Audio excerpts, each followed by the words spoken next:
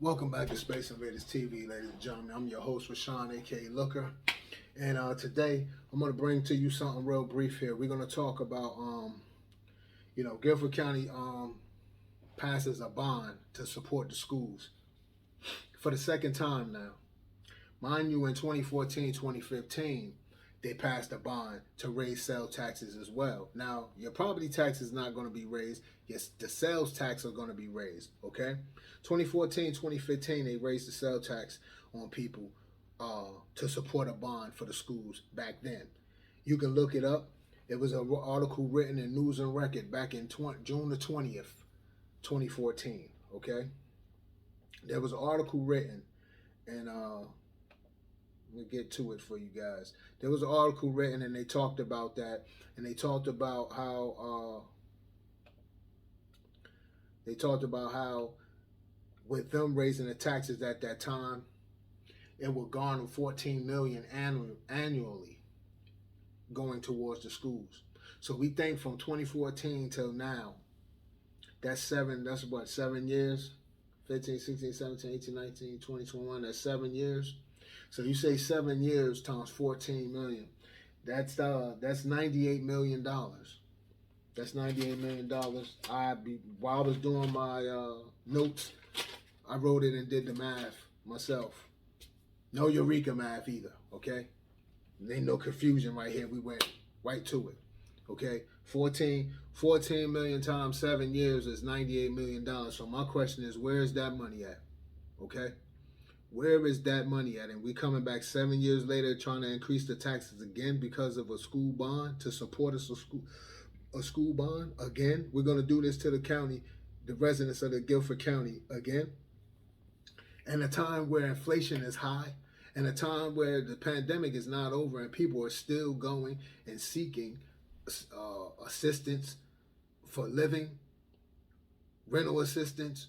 They're seeking the county to pay their rent and utilities and food. People are struggling right now. And you really want to raise taxes, sales taxes on the people in this county for a school bond that y'all did 7 years ago. Y'all did a bond 7 years ago and raised the taxes on the people. You should have had $98 million right now today. But you raised the taxes on the people for a school bond back then, but nothing never got done. Yeah, the curtain was pulled back. What the pandemic did to a lot of things in this country. Pulled the curtain back on how people really feel, what's the truth going on in higher government, lower governments, everything. People are getting exposed, everything. The truth has come out. And now that the pandemic, all of this money that the federal government is sending down for education, you got the greedy mongers coming out, and now now they got to prove why they need this money. So the truth comes out. Thanks to technology and thanks to,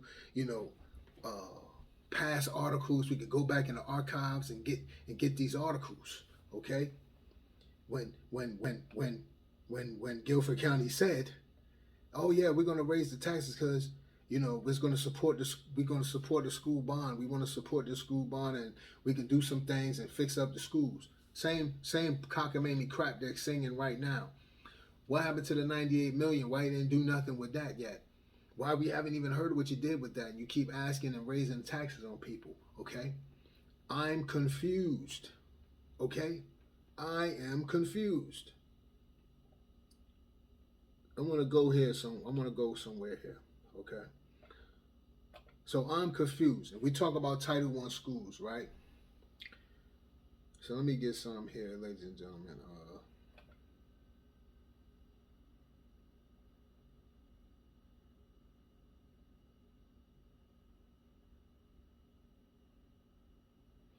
And I don't care how little they talking about, oh, it's just gonna be this. Yeah, well, it was 7 cents to put on $100, every $100 spent back then, right? You said it was gonna garner $14 million annually on the sales taxes back then, 2014, 2015.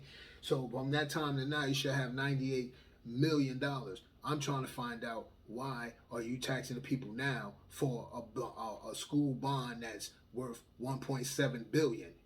You should have 98 million right now. You shouldn't need to raise taxes, and then the money you got from the federal government is 300 million.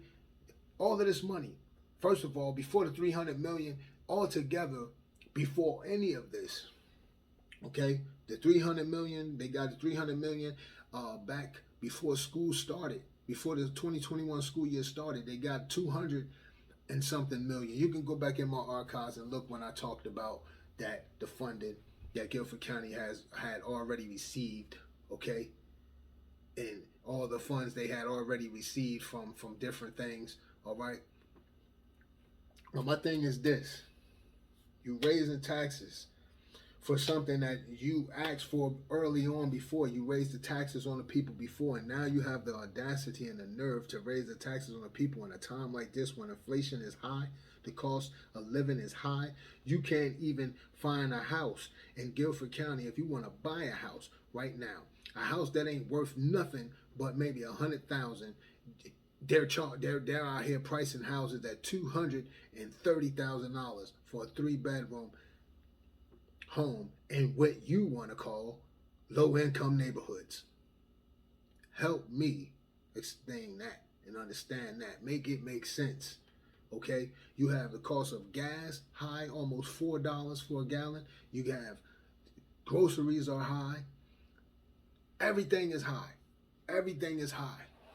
Okay, and due to people needing food assistance and getting food assistance from the county and everything, you can barely get the groceries that you may need in your home.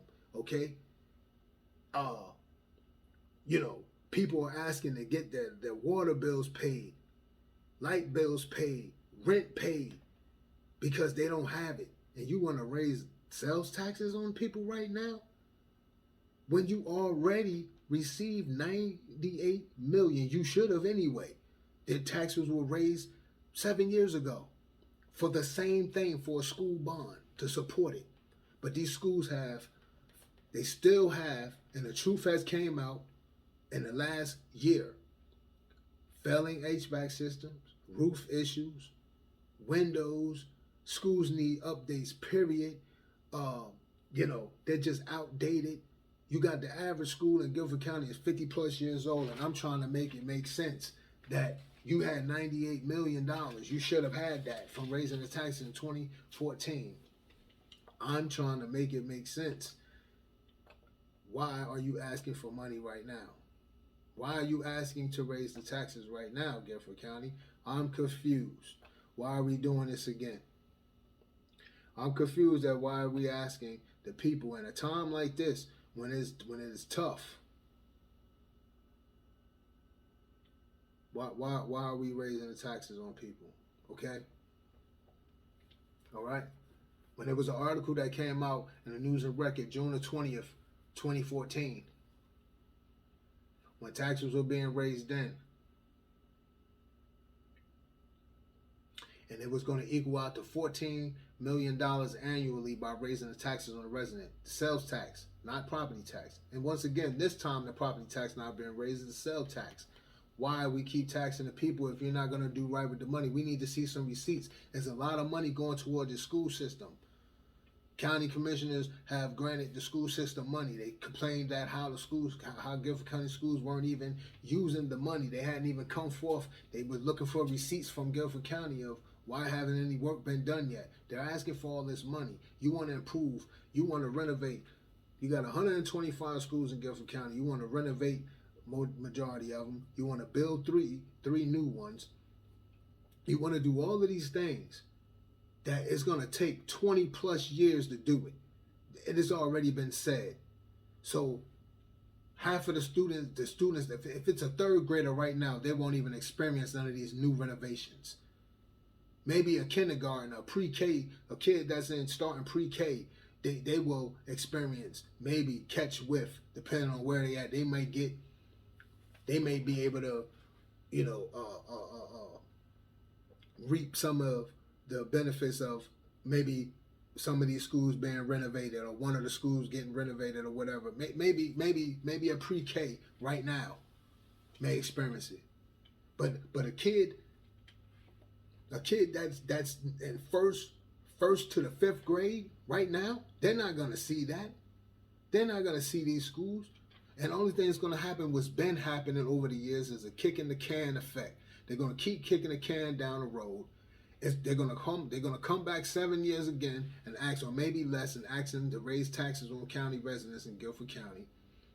And this is the things that is going on all around the country. I'm talking about Guilford County schools where I reside at in Guilford County, North Carolina, but this is going on all around in most of the country. Okay, these people raise taxes on certain things and saying it's going to one thing, but they're putting that money somewhere else. All I'm saying is, where's the receipts? Because you raise the taxes for a school bond in 2014 and said that it would garner $14 million annually.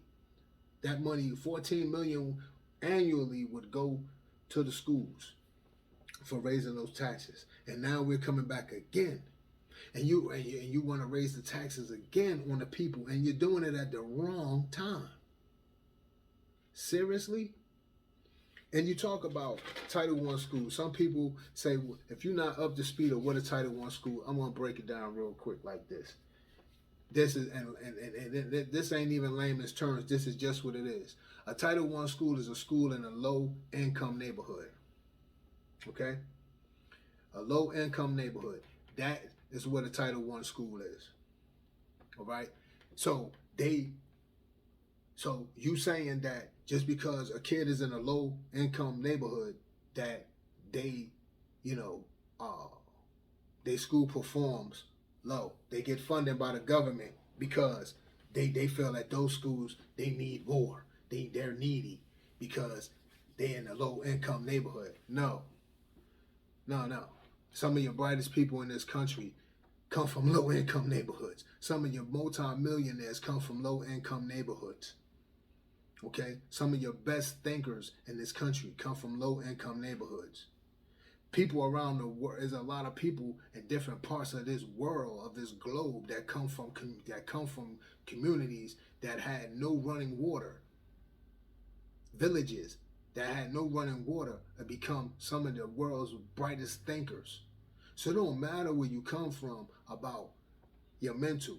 So my thing is, so you saying to us that a school that if a neighborhood been classified as low income for 50 years, and your school has been sitting there for 50 years, you trying to tell us none of the students have elevated mentally? Nobody's elevated mentally. The whole world has evolved. Different things have happened. Gentrification in neighborhoods has happened. So you're saying that the people's mentality, like, over the years, just hasn't elevated? That's what you're telling us. And in return, what happens is you put these kids in these kids in those low performing neighborhoods, those low income neighborhoods. Their schools get titled as low performing, and they get the least of the resources, when they're supposed to be getting the top.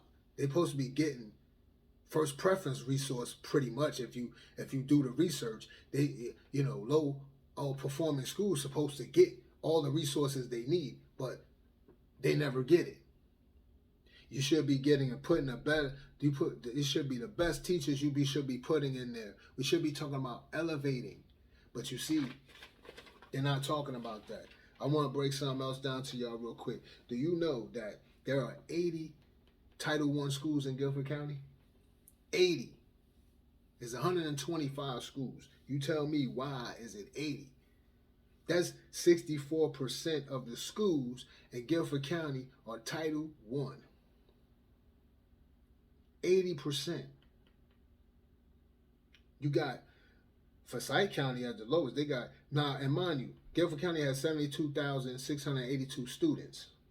Let me add that to it. Forsyth County has 5 Title I. They're the best out of all of the other top cities in the country, in this state. They have 5 Title I schools, and they have a little over 53,000 students. Some people might say, oh, they only got 53,000 students. That's why.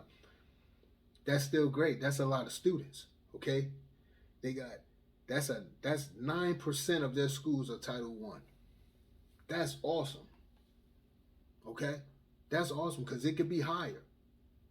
Let most tell it. Okay, let's go forward. Mecklenburg County, they have a little over 140,000 students. Okay, they have 180 public schools. Right, 71 of them are Title One. Okay, 71. That's high. That's 71. You got Wake County. Wake County has 163,000 students, a little over 163,000 students, 191 schools. They have 62 Title One schools. That's 30. That's that 32%. Mecklenburg is at 39%. You know, they have 39% of their schools are Title One. Wake County has 32, a little over 32, 32.4% of their schools are Title One. I'm trying to understand why Guilford County has 125 schools, public schools, and 80 of them are Title One. So there's no thinking of elevation. What are we gonna think about elevating? There was a letter sent out for the Title One schools, and they talk about the things that they want to do and what's going to be going, what's going to look like for the Title One schools between now and between 2021 and 2023, the goals that they have for the Title One schools. If your child is in a Title One school, you probably received that letter too when they broke down this is what they want to do and talked about the attendance levels and all of this. Well, first of all, a lot of the things that was in this letter here didn't seem to have anything like this. These things are issues that the school system needs to address, not so much the students. You know, it was a letter that came out, and you might have seen it. It said from the principal's office, and it said Guilford County Schools Soar to Greatness. That's the letterhead, okay? It was sent out November the 29th, okay, 2021. And it talked about all the different things that they wanted to do. They had all the abbreviations for low performing schools and yada, yada, yada. They also had a link where you can click on, and it will tell you ncreportcards.ondemand.sas.com/SRC. Okay, you could go there and you can see the report card for every school around this state, and so you can look at your child's school report card, and also you can compare them to the other schools, and also you are able to see how much each school, the funding each school receives annually. Okay, and that's another thing to think about. All right, when they asking for more money.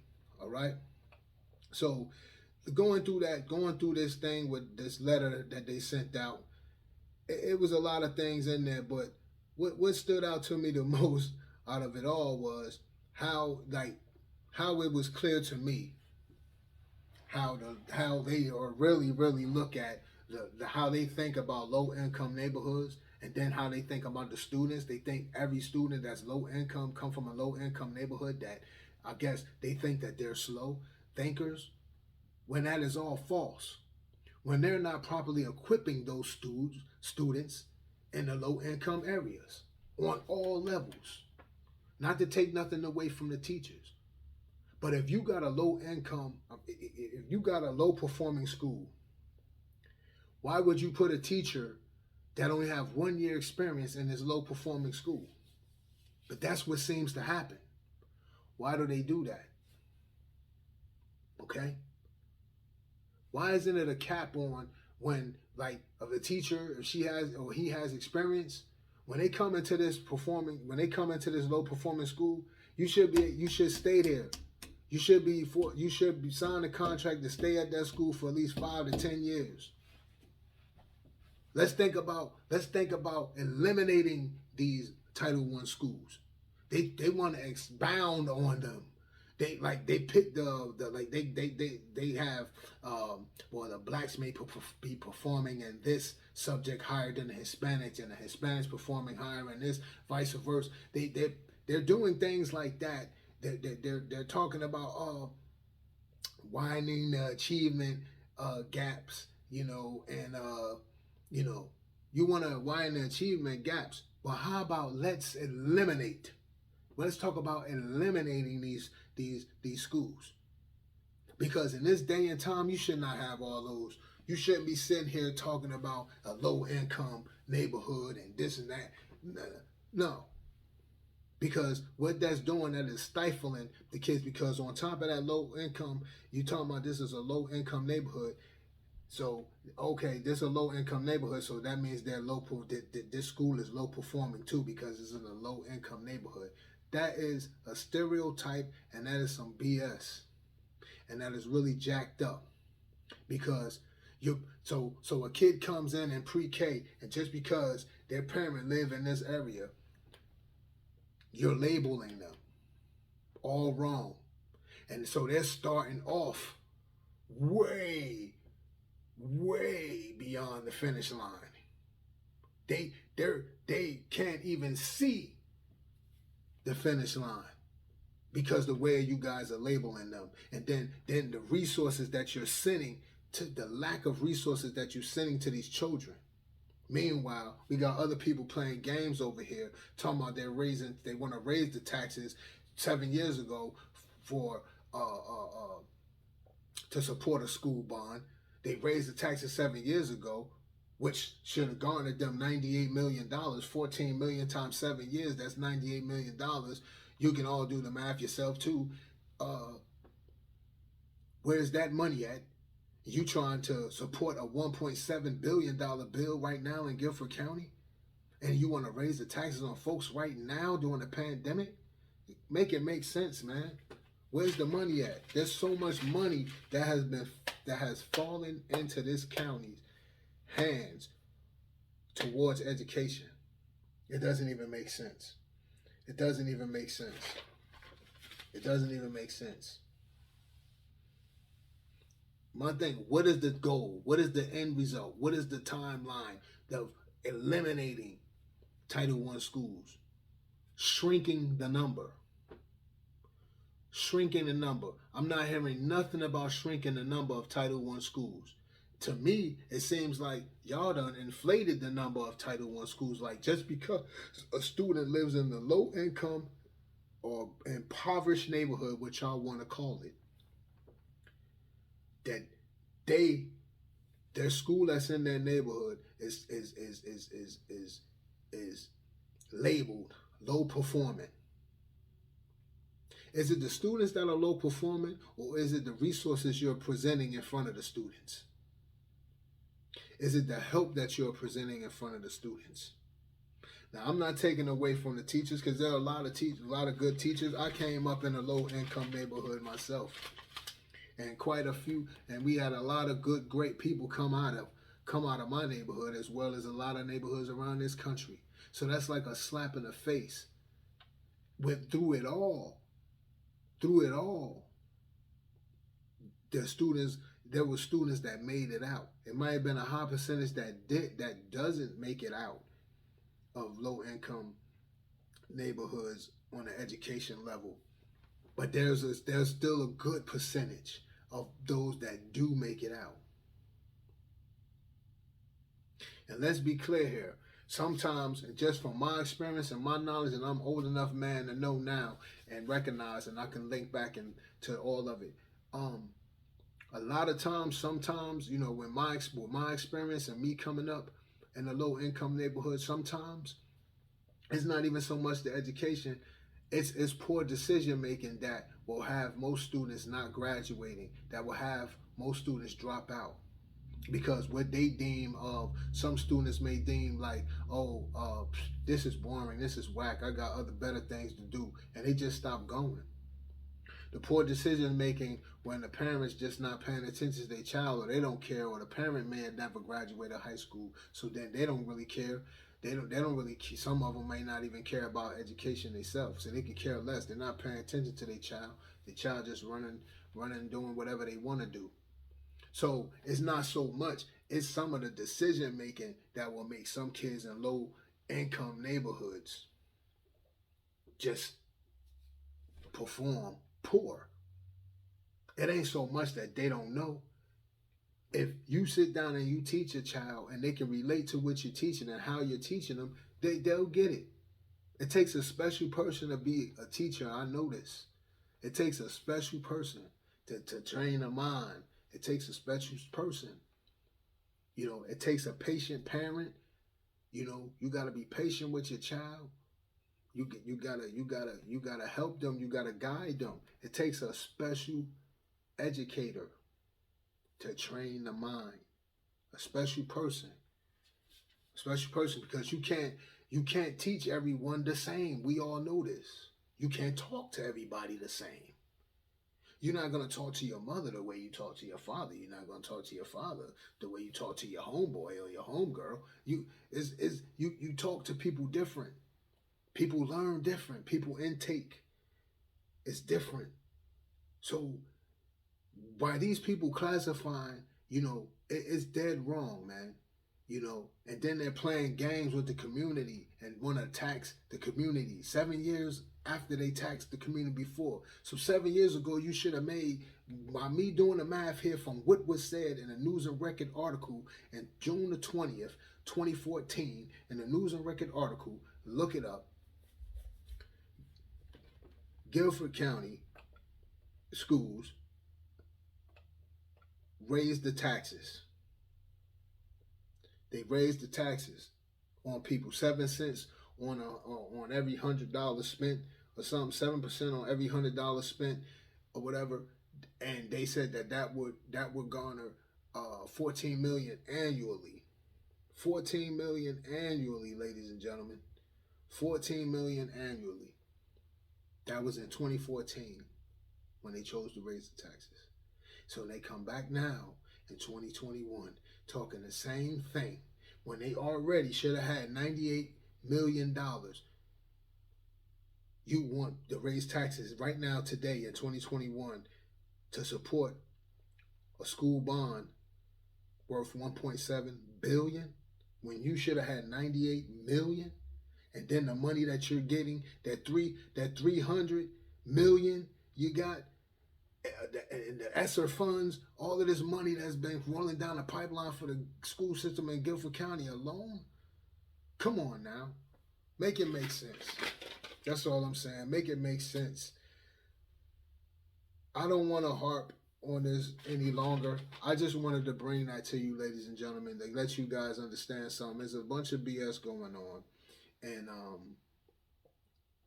like I said, another thing, you can also go to North Carolina school report cards. Go to North Carolina school report cards, okay? NC, or go NC.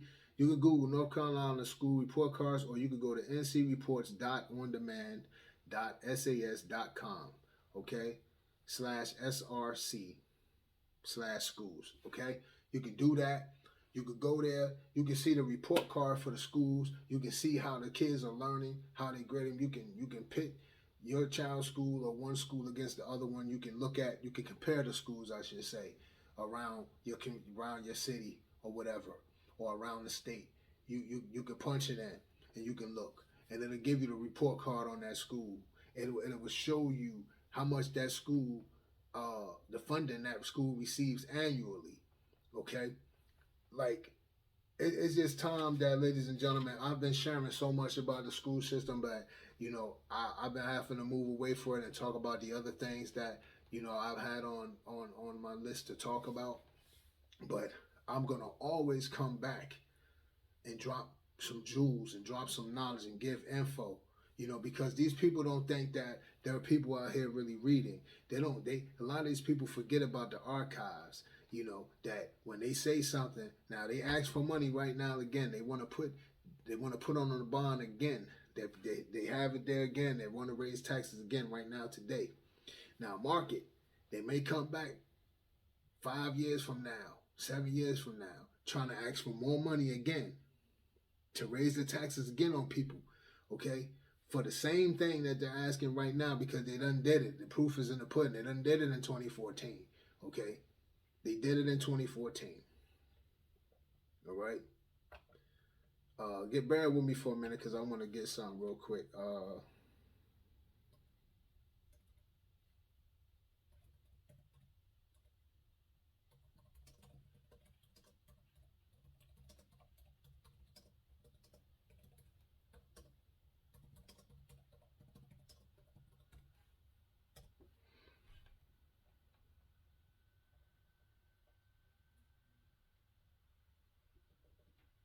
Yeah, I'm trying to do something right here, ladies and gentlemen. Uh,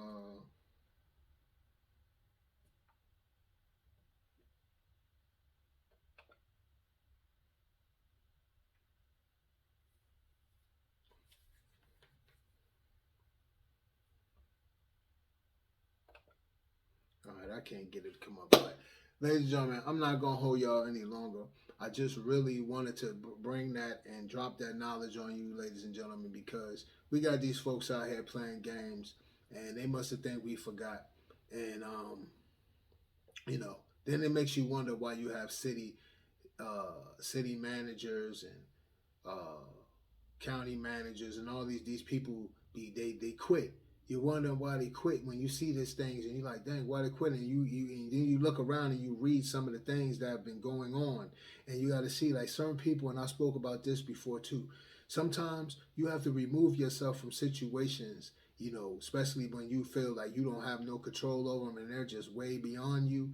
You have to remove yourself from situations to make sure that you keep your name strong and you keep your image right, because certain situations you get involved with certain business and it can taint your image, and it may not be and someone else's another business code of ethics and everything and their morals may not be yours, at all. Theirs may be way below yours. And so you have to step away from that because it's going to make you look bad, And that's what I gather when I see those things, when I see county managers and city managers, when I see them quitting, leaving posts like that with no, like giving no reason, I know that it's something going on. And it's been happening an awful lot around here. But all I'm saying is, ladies and gentlemen, keep your eyes open and pay attention to what's going on because we got so many people that are playing games. They're playing games. So I take it that so if a school is in a neighborhood, or neighborhood's been deemed low income neighborhood for 40, 50 years. So you telling us that this school is low performing because it's sitting in that same neighborhood for 40, 50 years, this school is low performing. And my thing, I just can't wrap my head, like I said it already, but I just can't wrap my head around how you don't think that the kids or the children should elevate. Within all this time, the kids haven't elevated. So we're just going to keep these schools at Title One schools. Like, that's the whole plan. You're like, all you want to do is expound on how to make them perform a little better, but not eliminate the schools. What's the goal for eliminate for flipping that school from a Title One? What's the goal of flipping that school to not being a Title One school? What is the goal? Because Guilford County, you have 80 Title One schools out of 125. You get a fat F. And so by you losing teachers and having and struggling with that right now, that just makes it worse. Who does that fall on? That falls on the students. The students struggle in that manner, where they've been struggling, at least in the 80 Title One schools. You haven't. They don't get. You got a lot of those schools, poor heating, poor everything, poor everything. So we're gonna blame the students for why they performing. They performing low. We're gonna put that all on the students. No, that's not the students. That's not the students. That's not the students. That's not them all 100. We can't put that 100% mark the students as it's their fault. No, it's not. It's what they've been equipped with. They had no fighting chance from the door, from them stepping into pre-K. If they're in a low income neighborhood, they're already been titled as low performing when they haven't even performed yet. They're birthed into a low performing school. Come on, man. Come on, man. Ladies and gentlemen, that's my time. Once again, it's December the 3rd, 2021, Friday. I just wanted to bring that to you guys and talk about the school bond being passed, and the people of Guilford County will be taxed again, the second time in 7 years. Okay, where's the $98 million from the first time from raising taxes on people in 2014? That's my one question out of many of the questions. And how do you, just because a student, still today in the 21st century, we're going to still try to mark a child as a school as being low performing because it's in a low income neighborhood? It is clear that's what you guys are doing. It's all in the literature that you guys send, and it's all in the literature. If you read what is a Title I school, if you go to Guilford County Schools website, if you go to whatever school, whatever county you in this country, go to your school board website and look at what Title I is. Read what Title I is. Google it yourself. If you don't want to go to your school board's website, Google it and see what it tells you. See how they label a Title I school. So because you may be poor, that makes you slow, or that makes you so much more needy. But you're supposed to supply those schools that are deemed Title I. They're supposed to get all the assistance and things that they need, but why aren't they getting it? We still looking at schools that been in low performing neighborhoods for 50 years. When they gonna start? When is it gonna start being some brilliant minds produced in these neighborhoods that are up to their standards? I should say, they're up to the state standards, because it makes no sense to me. When are you gonna start putting the right educators in place? Okay. And a qualified educator need to come into these low performing schools. They need to at least stay in these schools for 10 years. Let's think about subtracting the Title I, more of the Title I schools. Let's put a goal forth of subtracting Title I schools, not expounding on their learning levels, not pitting one group against the other. The blacks are performing higher than the Hispanics. The Hispanics are performing higher than blacks. No. Because if the school is low performing, the school is low performing. It don't matter who's performing better, because you are looking at the school as a whole pie. Okay? Because half of the pie is performing, that ain't helping the school. The only thing that's going to help the school is the whole pie. Now, how you could help the school is if half of the pie that's performing better, maybe you should let that half that's performing better help the ones that's performing lesser, and bring them up. How about looking at that? There's so many different ways you could do this. Let's stop playing games. We all adults here, okay? Let's not continue to let people tap dance on our mental. That's all I'm going to say. I'm your guy, Rashawn. This is Space Invaders TV. I'm out.